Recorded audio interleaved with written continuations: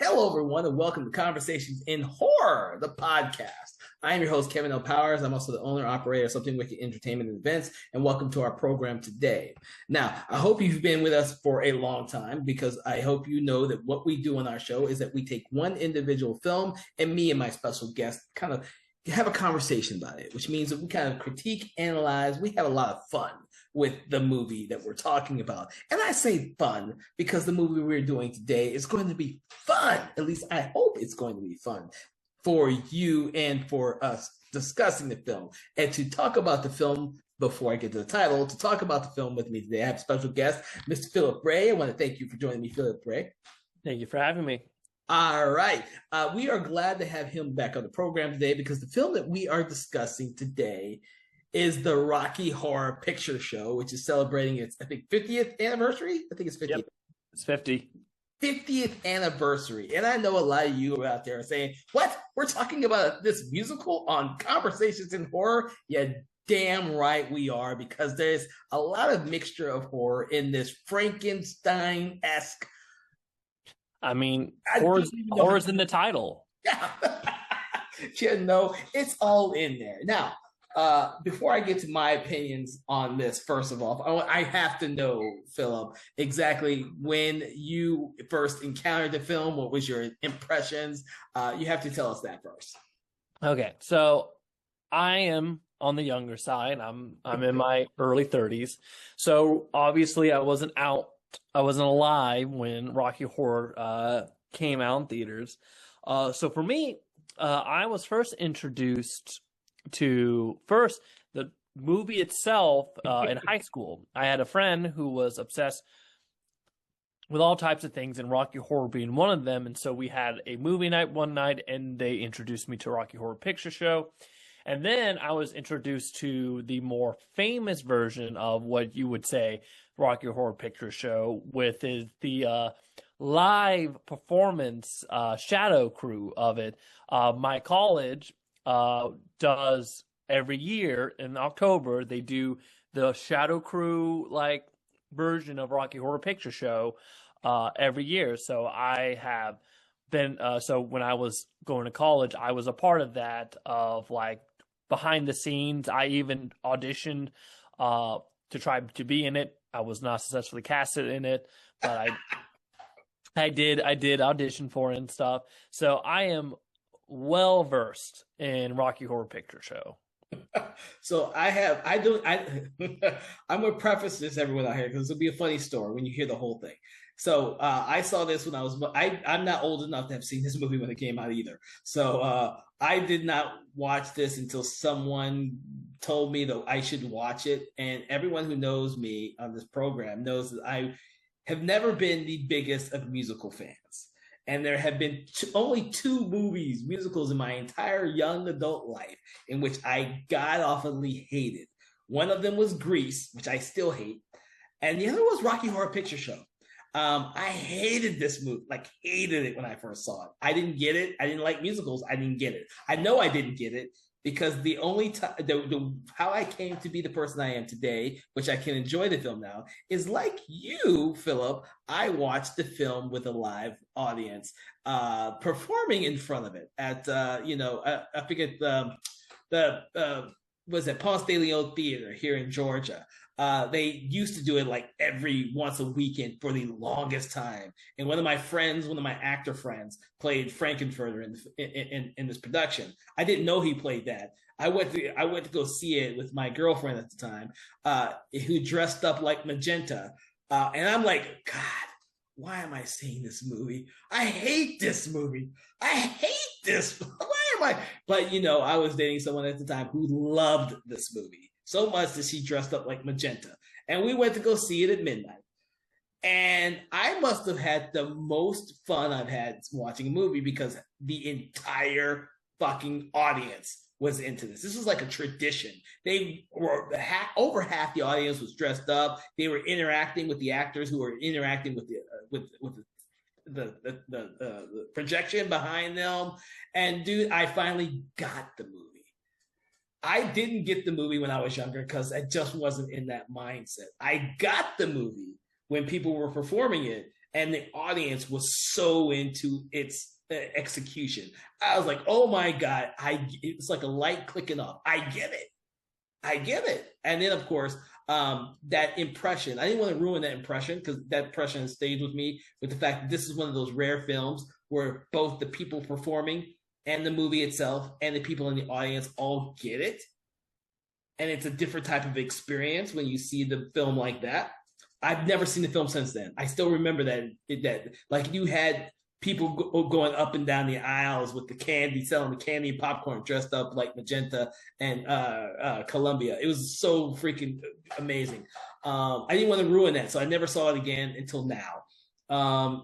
This time for the show, I watched it without all that extravaganza. I still had a lot of fun with the movie. I can appreciate it now, and I still love fucking Tim Curry. I don't care what anyone. Fucking Tim Curry can't do no wrong to me. I always, even though I hated this movie, I always say, yeah, you know that Tim Curry guy, that motherfucker did some good shit in that movie. I hate the fucking movie, but he did some good shit. I'm now thinking, damn, Tim Curry, fucking, you can't do wrong in nothing. And that's so. The fun thing with this movie was this was Tim Curry's debut. Though, you know what? I did not know that. I did not know that. This was Tim Curry's debut. This was his first movie. After he had done a little bit of acting, kinda, but no, this was his big film debut, and damn, did he do a good job with it. Now it's funny, you talking about not liking it when you first saw it, then liking with the live play. I had a similar, like, I didn't hate it when I first watched it. I was like, okay, that was the thing. And then I saw the live version of it, and I was like, I see. There's more to it. So I have an interesting opinion about this movie. Okay. And it's probably going to give me a lot of hate for people. I think by itself, Rocky Horror Picture Show is it's not that good of a movie. I do not think I think everyone who likes Rocky Horror Picture Show, if you said watch it by yourself alone, non-intoxicated, no drugs or anything, you watch it by itself, I think they will probably be like, oh, like, I still like it, but I'm not in love with it.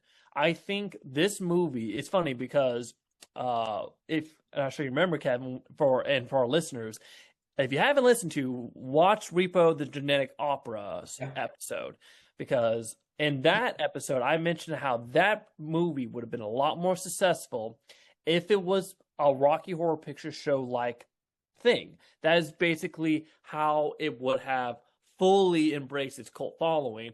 And I think this movie, and again, that's how this movie is. That's how Rocky Horror Picture Show is. Because when it first came out, it was not well received. It wasn't until people started to basically unintentionally start talking to it and started creating the idea of this shadow crew and talking back, that we would see later with other things. I'm forgetting the most famous one right now, where the guys talk to the movie while it's playing and make commentary. What is that called? Were you trying to find the actual term for it, or? Yeah, the most famous one. Mystery Science 3000. Yes, thank you, Mystery Science 3000. I think that this Rocky Horror was first with that idea of talking to the movie and looking at a movie that is pretty schlocky and stuff, and making fun the fact that it's schlocky, and that makes it more enjoyable because of being able to have that rifting with the movie itself. And I think that's why this movie is so well iconic and so successful. But because of that, I think that is. But the movie itself, if you are alone and watch this movie, you will probably notice, okay, like, again, how both our first time reactions watched this movie was without the big pageantry and stuff. We were like, oh, okay, this was okay. And then again, seeing and how it really is where it evolved. That is when it really clicked of that's how this should be presented. Excuse me. Like I think filmic and cinematography wise, it's a very limited film. I think I have no doubts about that. I think this movie is part of the reason why it is so well loved. And you got to remember, this was originally a stage play. I think the Rocky Horror show, yeah, the show was produced a year before the movie. Yeah, so it was originally a show, and the show still plays. I actually tried to go see it. Someone here in Georgia did it a few years back, and I was going to try and see it then. But the thing is that it's one of those, it's so odd and weird and designed to be campy from the moment it opens, that it was always going to appeal to a very limited audience originally. Yeah. It just so happens to have several actors who went on to do major shit, like Tim Curry, Susan Sarandon, Barry Bostwick, and of course Meatloaf, who I forgot was in the movie until I rewatched this. Oh yeah, I forgot Meatloaf's in there. He's so fucking young as Eddie. But the thing is, like, musicals never made an effect on me. Never. Even now, when I watch a musical, I'm usually watching it for the cinematography and lighting, and every once in a while they'll have one where the story actually makes sense, or to me, or some aspect like that. It's very few. Like, I probably count on my two hands the number of musicals that I actually enjoy overall. Now with Rocky Horror Picture Show, it's kind of like, you're right. There's a different level of enjoyment when it's in front of a live audience, when the audience is really into it, than watching it at home by yourself. Like, I got that when I watched it. When I rewatched it by myself, I was like seeing the flaws and the age. I guess the age I especially saw on the film. I have not seen the recent redo of this movie with Laverne Cox, I believe, who did the live version that they recorded. I have not seen that version yet, so I don't know what they've changed to modernize it.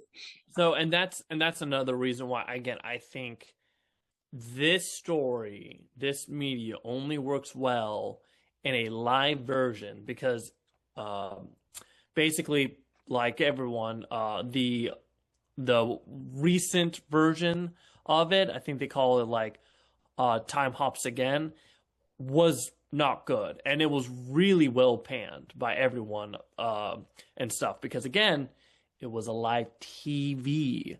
So again, unless you brought a bunch of friends over and we're drinking and we're talking to the screen again, you're not getting that kind of back and forth that made Rocky Horror so well. And I think Rocky Horror also does so well at the time too, because it's kind of a time capsule situation too. Oh. It's one of those things of, again, you can't really do it again today. Like, again, they tried. Not like that. You'd have to change it, which is why I'm curious to see how the modern day one did. I mean, they basically just did the same story over again. Like, they really didn't change the story at all. They just did they make it like a period story, or like of that time period, or did they make it like present day? They did the same time period. So yeah. So again, they didn't really change anything, and so it's fundamentally the same thing. But yeah, again, it's because it was done. You know, it's just not as, again, it's a time capsule movie that's like, you really can't replicate all of that stuff. You can't replicate the cast. You can't replicate the way the story is written. It is a story that if they try to write that today, they would go through a billion rewrites, because they couldn't do a 1-for-1 now, because there are certain things there that, again, is very progressive today. It's very funny how progressive it is, with a lot of the sexual identification and a lot about sexual liberty and stuff, that for 1970s was very out there and stuff, and definitely not like a big thing that it's probably another reason why so many people now identify with it a lot more, because now that is more relevant to today, which is funny because you couldn't write it like that today. No, it would definitely have some changes from when it was back then. But I think two things really, really make it for make the movie. I think one of them is was Tim Curry, of course, and we can talk about Tim Curry a little bit more. But the main one I think is the songs are actually pretty good. Yeah, no, the songs are very catchy as shit. Yeah. I've seen this movie itself without the live performances twice, maybe 3 times if I was drunk one of the times and I barely remember it. But I remember most of the fucking songs. When I was rewatching it again, I was like, oh yeah, fuck it. These songs are stuck in my head. It's like Grease. I know the songs for fucking Grease, but I've only seen the movie twice in my entire life. I've seen the movie twice. I hated the movie both times, and I've never bothered to watch it within the last 30 years to give it another chance. I should. I most definitely should, because it's considered a classic musical film, and I never saw it when I was a kid, and I just thought it was horrible. I probably need to watch it, but it's a product of its time. Like, people still tell me how great Grease is, and I'm like, dude, that's got to be a product of its time, dude. I go, it's got it. But if they could remake fucking West Side Story, I'm sure they could fucking remake Grease and Rocky Horror Picture Show.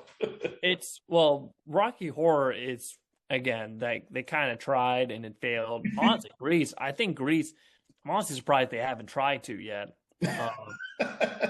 You know what's funny is I heard nothing, absolutely nothing about the Laverne Cox version, and I own it. It's sitting on my shelf. I have not watched it yet, because for me, the whole Rocky Horror Picture Show you have to be in the mood for that. That's like not something you just stick in your fucking VHS. I mean, I say VHS. Holy shit! I can't believe I just said VHS. Your DVD player or your streaming service, and just say, "I'm going to sit down and watch Rocky Horror Picture Show." I think you're saying is like, for me, the way I enjoyed it the most, and the only way that the movie's ideal for me had changed, is seeing it live with people who get it. Yeah, there's not anyone, like, I think all the listeners here, there's maybe one person who may say, that'll be me. But when someone says, I want to watch Rocky Horror Picture Show, they want to see it with people. They're going to be like, I want to see a Rocky Horror Picture Show. Let me call a bunch of my friends. Let's get drunk. Let's watch the movie, or get high and watch the movie. Like, you're not going to it's Rocky Horror Picture Show. It's not, it is a crowd movie. It is not a movie you want to see by yourself at 8 p.m. at night because you're bored. No, you're going to see that movie with other people, or you're going to go out and see a live version of it. At midnight, by the way. At midnight. You have to go see the midnight screening. You're going to see the midnight screening. You're not going to see it by itself, which, again, is not... if there are people that, and so that's why there are some people that may not like Rocky Horror Picture Show, and you probably can be like, well, how'd you watch it? And they'll probably say, I saw it by myself, or I saw it with, because that's the other thing too, is if you watch it one or two people and they're not like rowdy with it, they're all just quiet. Again, you're basically watching it by yourself. Yeah. At that point. It is, you watch it with a rowdy crowd, either at home or live, and then you'll enjoy the movie. Or you watch it with someone who can appreciate Tim Curry. Yes. I think if you're watching it, and it's he's had his kind of his own health issues lately, so he's not been in films as much as he used to.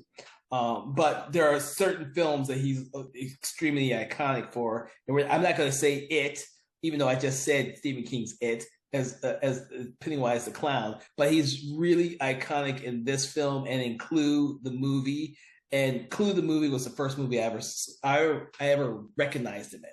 And I must have saw Clue as a kid 1 billion times, which is one of the reasons why I saw this movie when I was a kid, because I was like, I had to watch this other movie that had Tim Curry in it. I was like, fuck, Tim Curry, I love him in fucking Clue. Seen Clue 1 billion times. So I had to watch this movie. And my jaw dropped to the ground how much I hated this movie originally. I was like, this isn't this it's the same guy, but not the same guy, because the performances are so different. The characters, not performances, because there's a lot of mannerisms that he repeats in both characters. But the character Frankenfurter is so far removed when I was a kid from what I was used to. Like I don't even know how I saw this movie as a kid, and my parents did go crazy with me when I saw this movie as a kid.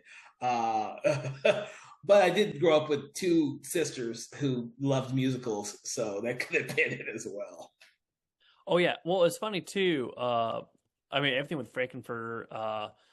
Again, originally when Tim Curry was like auditioning and like was going to be the character and stuff, he was originally going to have an accent. He was going to be like he was going to have a And Magenta's Transylvania yeah. type of accent. He was going to have a Transylvania like accent, but then decided not to because he German. Yeah, he was going to have a German accent, and he ended up not after hearing a woman on a bus talking very like English accent type, and he was like, "You know what? I'm going to do it that way," which is good actually because I think it would be a different movie if he had a German accent the entire time. Um, but because that's one, I will say one thing about the movie. Sometimes Riff Raff and Magenta with their accents, I can't understand a word they say sometimes, which is funny because I think in some live versions I've seen of that, they make fun of the fact that like, what did you say? And so sometimes you can't understand them. So it's good that Tim Curry decided not to do an accent because if he didn't do a clear accent, half your cast is going to be like, I don't understand half the words you're saying. Especially considering he has so much dialogue, and once he's introduced, he still has so much dialogue. Yeah. And you're right. You know, he has some of the. There actually, I won't say he has some of the best songs because there's some great songs in this movie. I which is funny for me to say because I really don't care much for when I say I don't care much for musicals. Half the time means I'm not paying attention to the songs enough to care about the musicals. But for this film, I actually know most of the songs. I remember most of the songs because they're so fucking catchy. Are Oh you yeah. a musical fan? I didn't ask you that, Philip. Are you a musical fan? Oh, I'm a musical fan. So, I mean, Okay. I'm an actor. I was an actor. I've done. Yeah, no, I love musicals.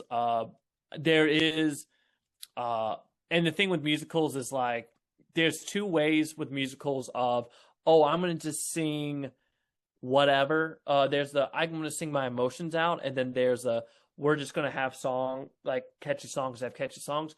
This is more of the catchy songs. I mean, occasionally they do portray their emotions and stuff, um, but no, like again, this is pretty catchy. And the thing is, like for me too, is like, and once you see, I would definitely say any listeners who have not watched Rocky Horror yet, definitely see the live too. Because I'm not sure about you, Kevin, but for me, some of the live commentary I can remember verbatim watching Rocky Horror. Like I remember some of the common jokes they would make and stuff. No, I love that. I loved a lot of the jokes there. But when we were saying about the catchy music, I can think of only two other musicals in which I had the music is more in my head than any other than the actual musicals themselves. And one of them is Mamma Mia, and the other one is Rent. Now, Rent is the other was is one of the more modern film musicals I hate. Like I hate that fucking story, but the fucking songs are amazing. Like I love listening to the songs. They're so fucking catchy. They're so great. The songs themselves. I hate the story of Rent. Mamma Mia, I just love because of the music. That's so catchy. I don't remember the plot half the time. I just like the fucking songs. And I shouldn't like either one of those. I really shouldn't like either one of them. Yeah. And another thing too to talk about, you may or may not know this, but then again, this kind of goes into my opinion of Rocky Horror of like, again, it's not really something you can't really duplicate it is there is a sequel to Rocky Horror Yes. and it is not well regarded at all called Shock Treatment. And again, that's one of those again, it tried to it's uh Janet and Brad, it's different actors this time, but the idea is that it's supposed to be a sequel. And again, it's not really that good. They took away some of the musical aspects of it. And then again, it just did not work well because again, it was a very obviously lightning in a bottle that you can't undo again. Well, yeah, and they're missing Tim Curry. I honestly believe that the two things about Rocky Horror that people love is Tim Curry and the music. I think, and Shock Treatment, and I like shit. I can't even think of her name. The main actress who's in that, I can't think of her name. She's fucking phenomenal. It's Jessica Harper. Yeah, Jessica Harper, who's in Suspiria, Dario Argento's Suspiria, which I loved her in. She's such a phenomenal actress, but that film itself doesn't have the things that made Rocky Horror so memorable, and people have forgotten it. Like, it's a shame, but you're right. It's lightning in the bottle. I mean, Rocky Horror wasn't successful when it came out. It became a midnight movie with people performing it live, and it grew into a world of its own. Like, there's everywhere across the nation and other countries, people perform this at midnight as special occasions, or like they used to do at Ponce de Leon. I can't remember the fucking theater, but they used to do it every weekend. If the actors were available to do it every weekend on that Friday, I think a Friday or Saturday night at midnight. I doubt they do it now. I mean, fuck, COVID destroyed a lot of shit, and I guarantee you, if it wasn't COVID that stopped them from doing that every freaking week, it just audiences don't see it nearly as much. Yeah, but it's that's the thing with it is that it's you can't really duplicate it. You can't really duplicate it. But again, it's very funny how very relevant to a lot stuff today about sexual identity and stuff there's a cult following for, especially nowadays, because so much of that is now relevant today with some of that stuff. And you mentioned Repo the Genetic Opera, and they tried to do that with that. And Darren Lynn Bousman, who directed that, tried to do that when they traveled with the movie for a while, and then they traveled with the Devil's Carnival, which is it's just like a sequel. Like he tried to do the same thing he did with Repo. Repo did have a couple midnight screenings. It just didn't catch on like Rocky Horror. And I don't know if anyone actually still does the Repo ones. It just it didn't click like Rocky Horror. Devil's Carnival definitely did not. That fucking thing traveled and then disappeared off the face of the planet, which is unfortunate because that was supposed to be a 3-part film like this. Like, there's an audience for these type of movies. Rocky Horror, Repo the Genetic Opera, Devil's Carnival. They're the darker stories with different types of aspects, sexuality, sexual identity, those type of things that are, I would say, still a little risque, even though we're a much more open society now. They're still a little risque. But this film did it 50 fucking years ago.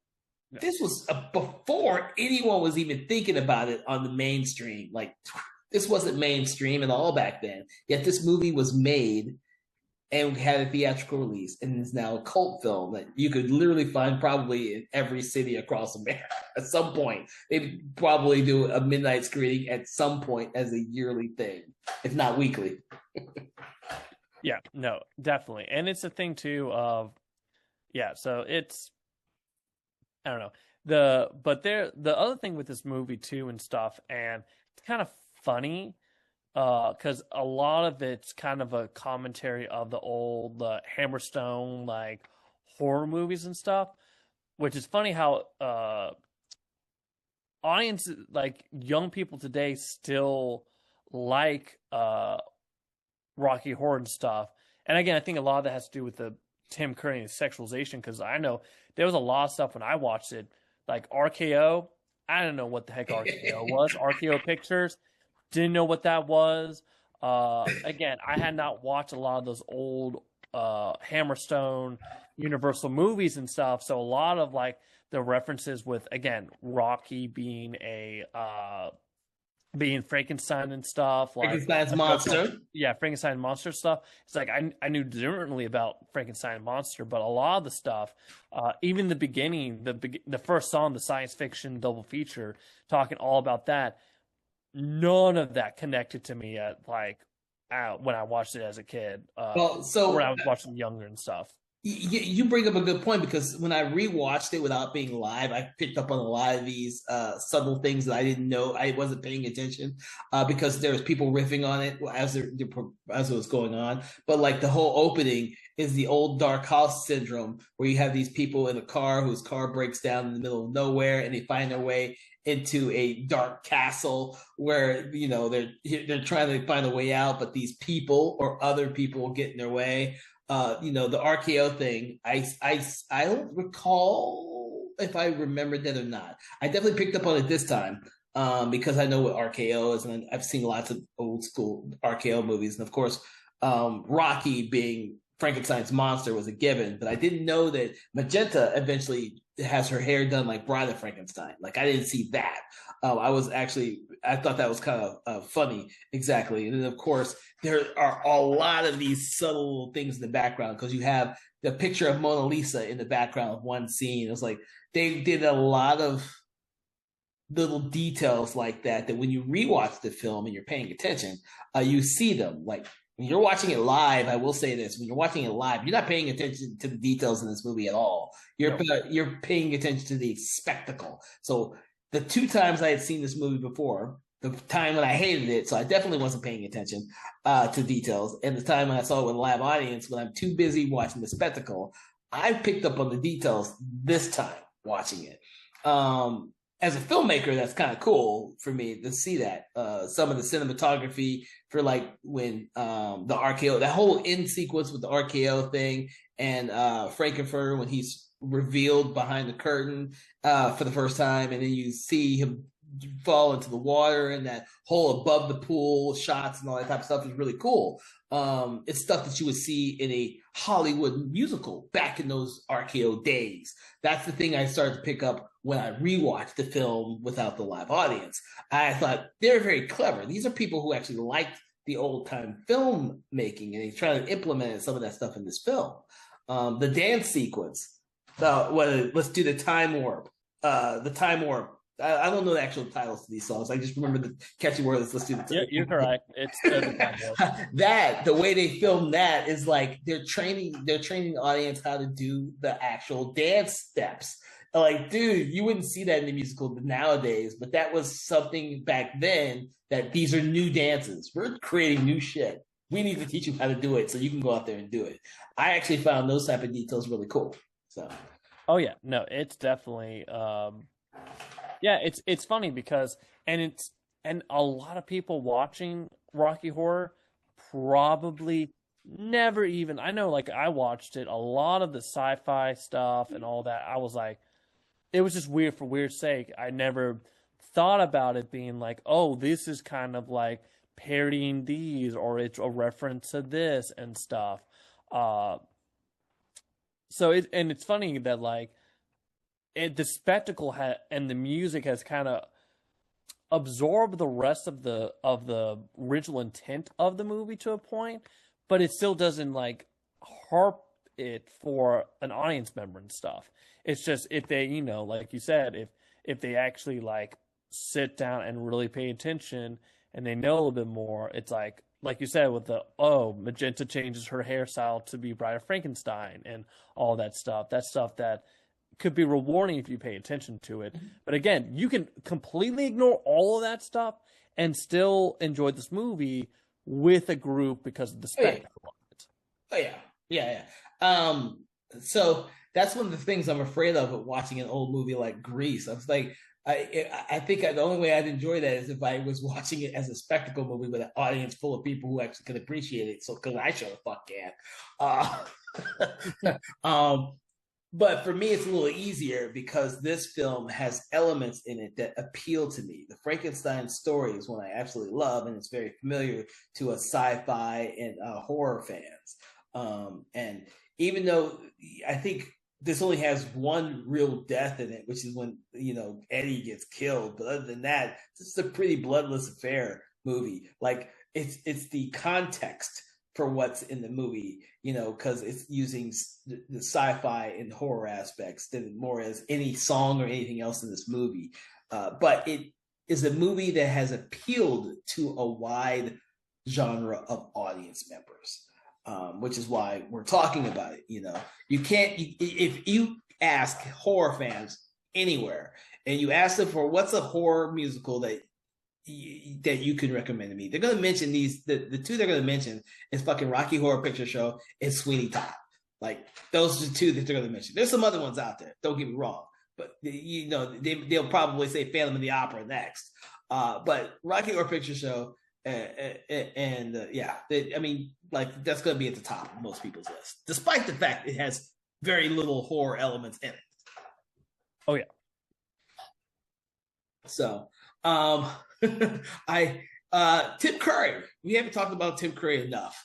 No, we. It's funny with Tim Curry with this too, because it was such a breakout role that it kind of freaked him out a bit. That he because again, you think of Tim Curry, like you see a lot of movies Tim Curry's in when he's older and stuff, and he's a little more full out versus this where he was very young and very skinny, and that apparently was a thing because after this movie he was so freaked out about the fans for this, like once it started getting big, that he purposely got fat to try to become unappealing to fans of the movie. That's an interesting story. Okay. No, I was never part of that whole world because I didn't realize there was a world for this movie till I got much older.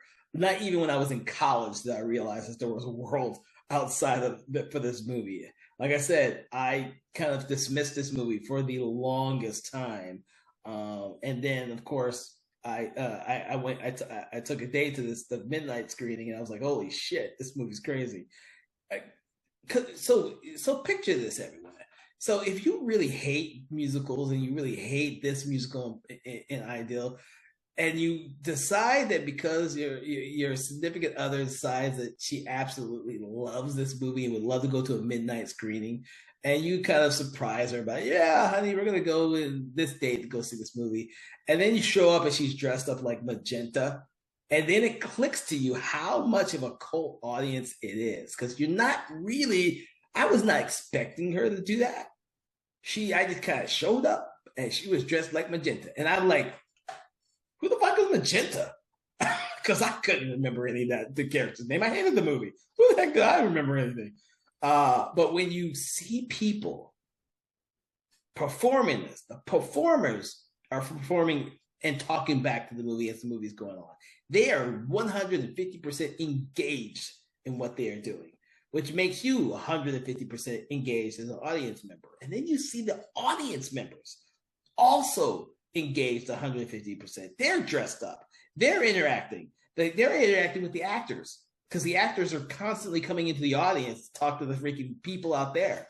And like it's like no other experience watching a live theater performance. Now, the closest I get to that is having watched the Evil Dead musical live several times just so that they could spray me with blood because I was in the front rows. I love that reaction of people when they get sprayed with blood. Love it. And they better never ever make that into a movie. There's no way that movie, that live show will ever work in the movie. I don't care what anyone says. It is a live experience, Evil Dead the musical. And just as campy.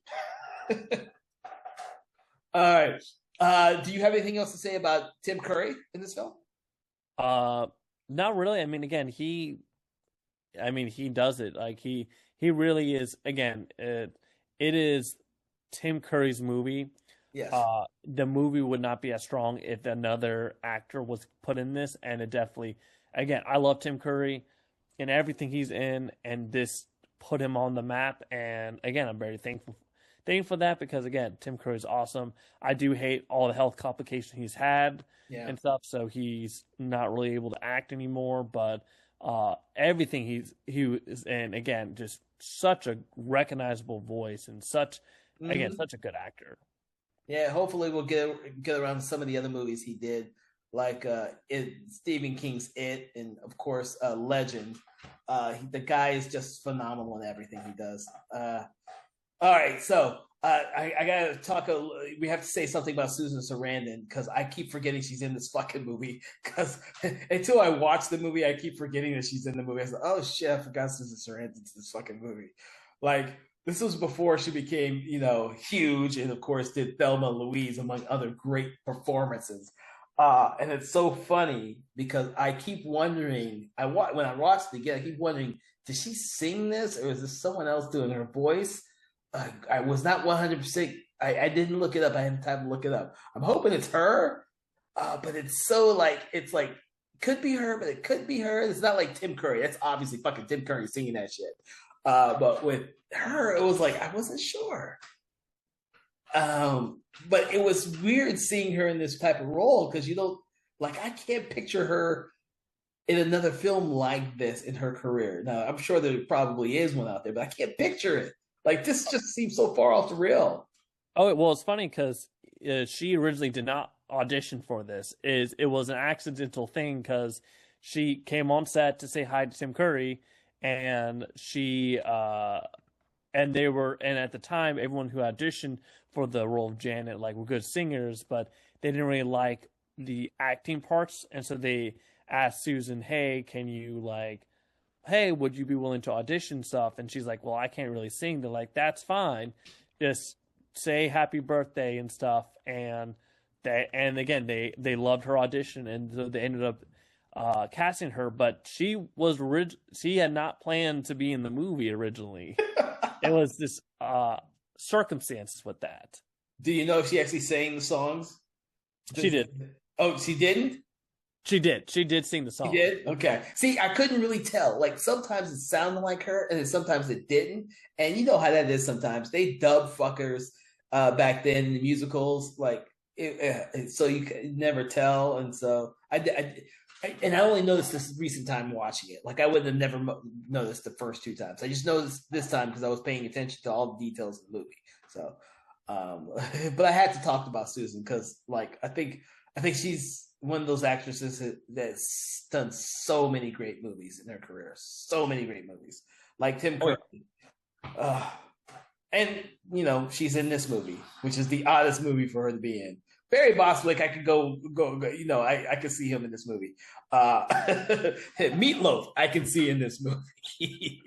Well, it's funny. The actor who played Rocky Horror, Peter Hinwood, this was his one and only thing. He did this, and then was like, "Yeah, I'm not a good actor." And then now he's an antique dealer. But I'm sure he's getting those residual checks. Oh yeah, but yeah, he was like, "Yeah, I'm good. I'm not going to act anymore." I can't blame him. That's more like me. I did my couple of films myself as an actor and said, you know what? I'm gonna leave this to the professionals. Unfortunately for me, none of my films are going to be remembered 50 years from now and me getting residual checks on them. Oh shit! All right, so Philip, is there anyone else you'd like to highlight from the film? Not really. Another fun fact here I didn't know was the actor who played Riff Raft is the writer of Rocky Horror. Yep. Yeah, I did not know that originally until doing research and stuff. He originally wanted to be Frankenfurter, but the director thought that he would be a better Riff Raff and ended up choosing him for that. But it did cause him to be a little resentful toward Tim Curry for a while. I bet. But didn't he also write Shock Treatment as well? He did. Yeah. I was trying to remember because I saw Shock Treatment right before COVID. I finally found a copy of it and I picked it up because I read about it for years, but I never saw it. You have those films like that. It's a musical, and it's like this is gonna be on the very, very bottom of my list to get around to, and so I finally saw it. You're right; it's not memorable. I mean, it's not bad. It's just not memorable. especially coming on after fucking Rocky Horror Picture Show. So Yeah. would have been better if they just had no connection whatsoever. Just none. So any other elements about the film that you would like to talk about? Not really.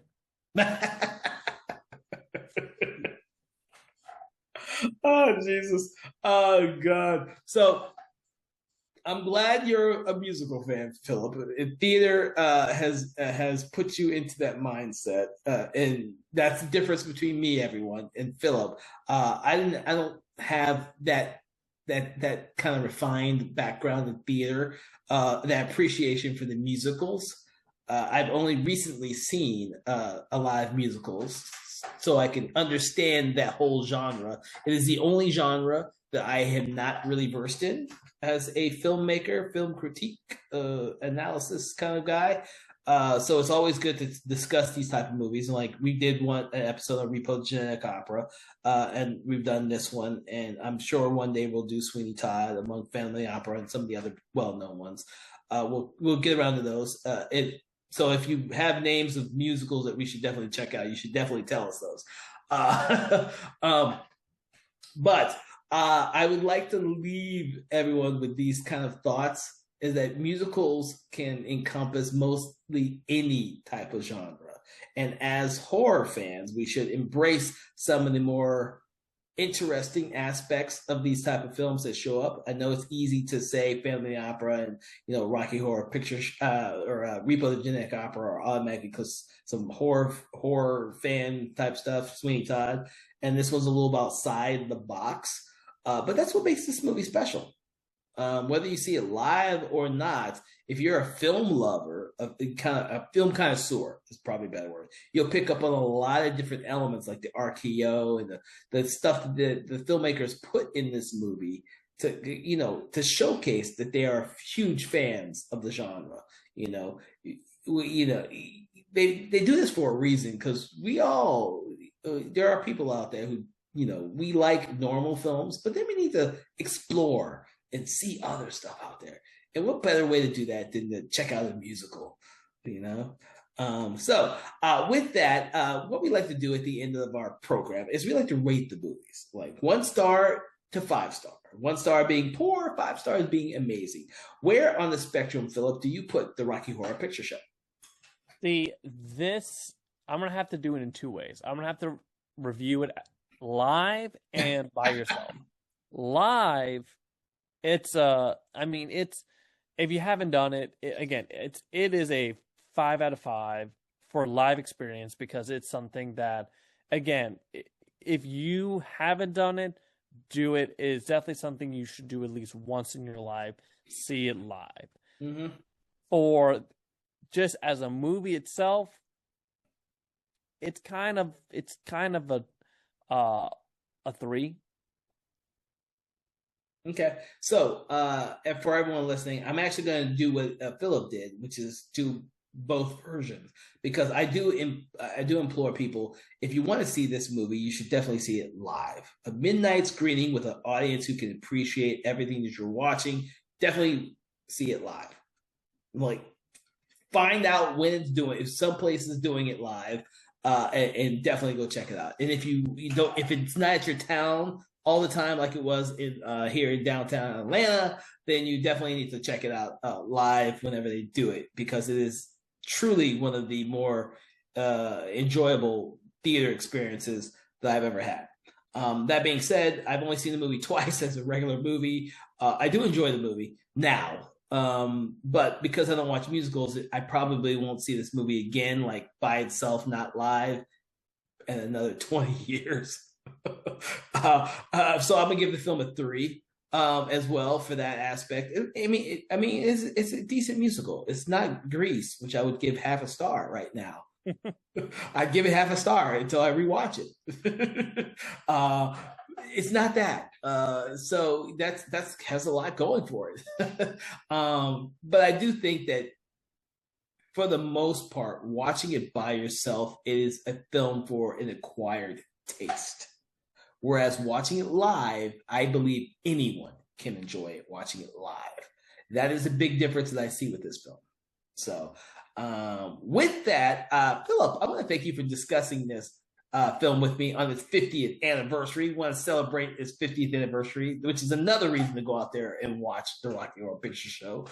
So you should definitely be able to find some live screening somewhere to celebrate its 50th anniversary. From all of us here at Something Wicked Entertainment, I hope you will go out there and find other episodes of our show on your favorite podcast apps, Spotify or YouTube. We've done a ton of episodes on different movies out there, and we've already mentioned some of them, like Repo the Genetic Opera. Check it out. We love to talk about these types of things, and we hope that you enjoy listening to us talk about them. That being said, when you watch the show, make sure to leave comments. Leave us comments on the type of movies that you would love for us to discuss, and we'll discuss them. We're always looking for new movies to talk about on our show, especially if they're big films having some big anniversaries like this one is. Make sure to also check out our sister podcast, Conversations in 4Color, which delves deep into comic books, manga, and graphic novels. That is on our Patreon exclusive page, so you have to be a follower or subscriber to actually access that podcast. But we have plenty of episodes on that as well, so make sure to check that out. From all of us here at Something Wicked Entertainment, we want to hope that you have a pleasant day, and we can't wait to bring you another great episode of the show. Have a great day. Conversations in Horror is a Broken Lighthouse Pictures production, written, produced, and directed by Kevin L. Powers, executive producer Kelly A. Inoka. All contents and material from this episode of Conversations in Horror is copyright 2025 Broken Lighthouse Pictures.